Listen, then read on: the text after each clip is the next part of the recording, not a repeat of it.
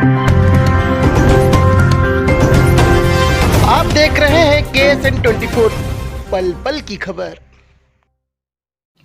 प्रधानमंत्री नरेंद्र मोदी के दूसरे कार्यकाल के 1 वर्ष पूर्ण होने पर जनसंपर्क अभियान में भाग लेने छत्तीसगढ़ विधानसभा के नेता प्रतिपक्ष धर्मलाल कौशिक मंगलवार को कोरबा प्रवास पर रहे। इस दौरान उन्होंने ट्रांसपोर्ट नगर स्थित दीनदयाल कुंज भाजपा कार्यालय में प्रेस वार्ता की।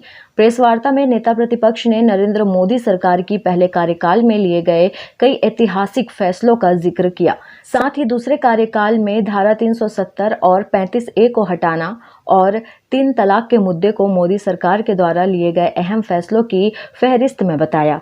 प्रेस वार्ता के दौरान नेता प्रतिपक्ष ने मीडिया कर्मियों के सवालों का जवाब देते हुए बड़ा बयान दिया है और कहा है कि प्रदेश के मुखिया भूपेश बघेल और स्वास्थ्य मंत्री TS सिंहदेव के बीच अंतर कलह चल रहा है, जिसकी सजा छत्तीसगढ़ की जनता भुगत रही है। कोरोना महामारी के रोकथाम के लिए राज्य सरकार की विफलता के नाते नेता प्रतिपक्ष ने कहा कि क्वारंटाइन सेंटर में लोग आत्महत्या कर रहे हैं, लोगों को सांप काट रहे हैं, लोग क्वारंटाइन सेंटर से भाग रहे हैं।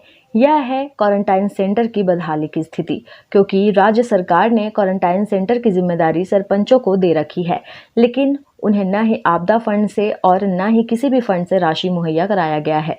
केंद्र सरकार ने अपनी जवाबदारी निभाते हुए 14 वित्त की राशि भेजी है, उसी से सरपंच क्वारंटाइन सेंटर को संचालित कर रहे हैं। नेता प्रतिपक्ष ने कोरोना जांच के विषय में कहा कि अब तक जांच के लिए वास्तविक व्यवस्था नहीं हो पाई है, जिसकी वजह से जांच के लिए भेजे क्या स्वाब सूख जा रहे हैं। अगर सही व्यवस्था होती तो और ज्यादा कोरोना पॉजिटिव निकलता। देखिए, जिस प्रकार से छत्तीसगढ़ में क्वारंटाइन सेंटर से लेकर के कोविड हॉस्पिटल तक मजदूर यहाँ पर आत्महत्या किए हैं, ये एक बहुत गंभीर मामला है ये, क्योंकि जो प्रवासी मजदूर वहाँ से जो आए, यहाँ आने के बाद एक सुकून महसूस उनको होना चाहिए, लेकिन वो आत्महत्या कर रहे हैं। उसके साथ ही साथ सांप के काटने से उनकी मृत्यु हो रही है, बिच्छू का डंक लग रहा है, वहाँ से क्वारंटाइन सेंटर से लोग भागना चाह रहे हैं।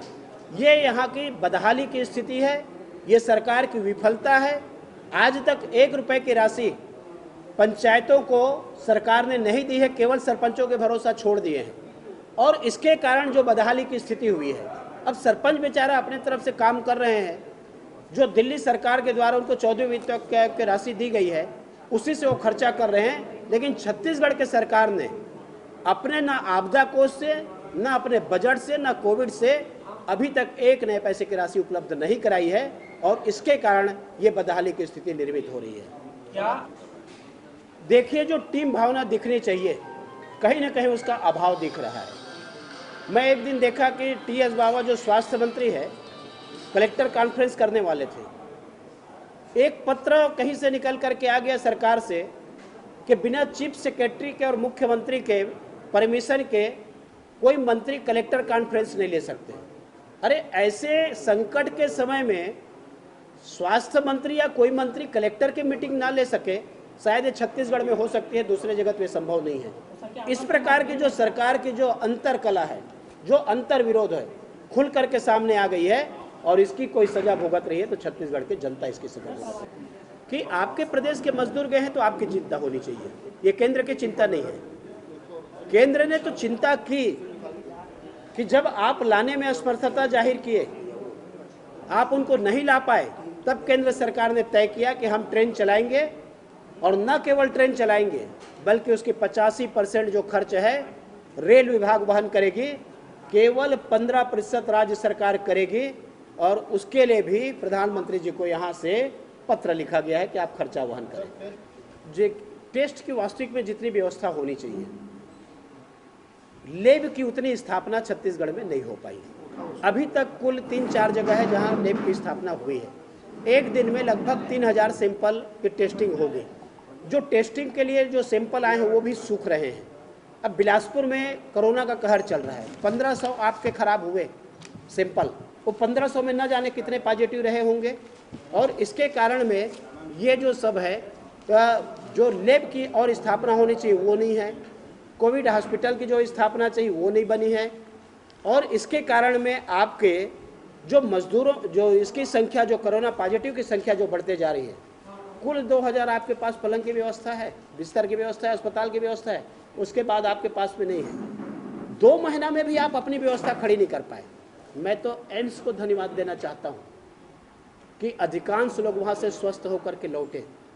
ये केंद्र सरकार की आशीर्वाद है, अटल जी का, कि जो एम्स की स्थापना हो गई, नहीं तो पता नहीं आज छत्तीसगढ़ की क्या स्थिति बनती।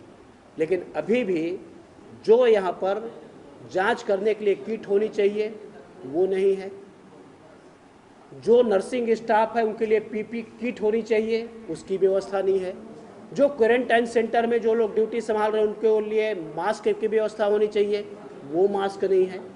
इतनी संसाधन की कमी है और अभी भी राज्य सरकार उसमें असफल रही है। इसके कारण लगातार संख्या बढ़ते जा रही है। पिछले 5 वर्ष और इस बार इस सरकार के 1 वर्ष के कार्यकाल कि जो ऐतिहासिक फैसले लिए गए, जो उपलब्धियां रही हैं, उन बातों को लेकर के पूरे भारतीय जनता पार्टी राष्ट्रीय स्तर पर एक जनसंपर्क कार्यक्रम तय किए हैं।